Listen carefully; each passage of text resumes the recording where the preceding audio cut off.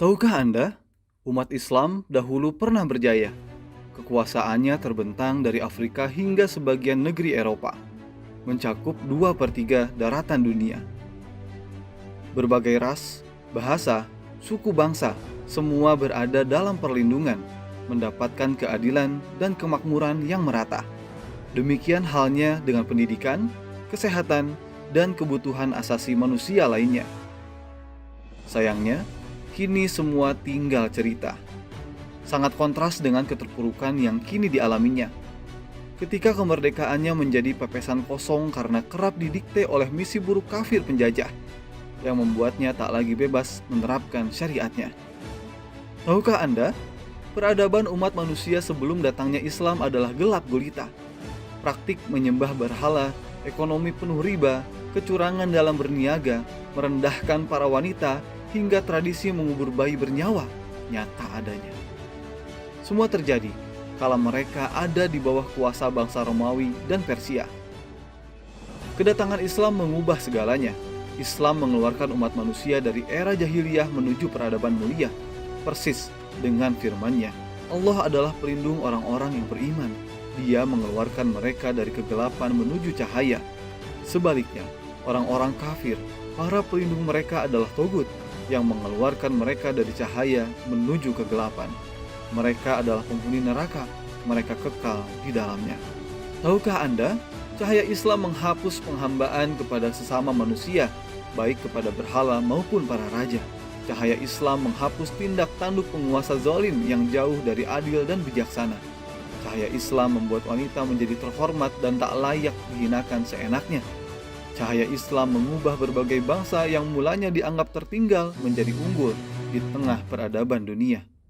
Cahaya Islam membuat mereka tercatat berkontribusi atas perkembangan ilmu dan teknologi yang luar biasa banyaknya. Ya, cahaya Islam telah mengubah segalanya, mengubah hal-hal tercela menjadi mulia tiada bandingannya. Lalu, bagaimana bisa kini umat ini justru tertindas? Bagaimana bisa kekayaan alamnya dijarah? Sumber daya manusianya tertinggal oleh bangsa penjajah dan terjerat hutang ribawi yang melimpah ruah. Tahukah Anda bagaimana mengembalikan kejayaan itu sebagaimana mulanya? Imam Malik bin Anas pernah menyampaikan kuncinya. Ia berkata, tidak akan bisa memperbaiki kondisi generasi akhir umat ini kecuali apa yang telah mampu memperbaiki kondisi generasi awal umat ini. Maknanya, umat muslim dulu bisa menjadi baik dan bangkit dengan Islam.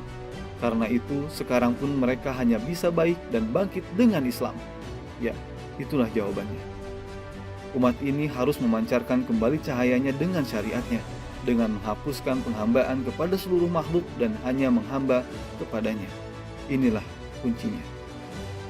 Tunduk kepada syariatnya bukan hanya dalam perkara ibadah mahdoh saja, melainkan seluruh aturan yang telah ditetapkannya. Hal ini persis dengan apa yang pernah dicontohkan generasi sebelumnya yang membuat umat ini hidayah. Mereka jalankan ekonomi sesuai syariatnya. Mereka jalankan pendidikan sesuai syariatnya. Mereka jalankan tata negara sesuai syariatnya. Umat ini tak akan dapatkan kehinaan selama berpegang teguh dengan risalah yang baginda Nabi Muhammad SAW bawa. Sebaliknya, produk aturan yang bersumber dari ideologi manusia, yakni kapitalisme dan komunisme, tak akan pernah bisa membuat umat ini mulia. Sampai kapanpun juga, umat ini akan terus terpuruk dan dijajah jika masih percaya dengannya. Sampai kapanpun juga, umat ini akan terus dipaksa menghamba kepada tata aturan kafir penjajah jika masih percaya dengan ideologi kapitalisme dan komunisme yang bertentangan dengan syariatnya. Anda telah temukan kuncinya. Kunci kebangkitan umat ini adalah kembali kepada penghambaan total untuk Allah Subhanahu wa Ta'ala, menerapkan risalahnya dan mewujudkan kekuasaan yang menegakkannya. Pertanyaannya, maukah Anda ikut membukakan pintu kebangkitan dengan kunci ini?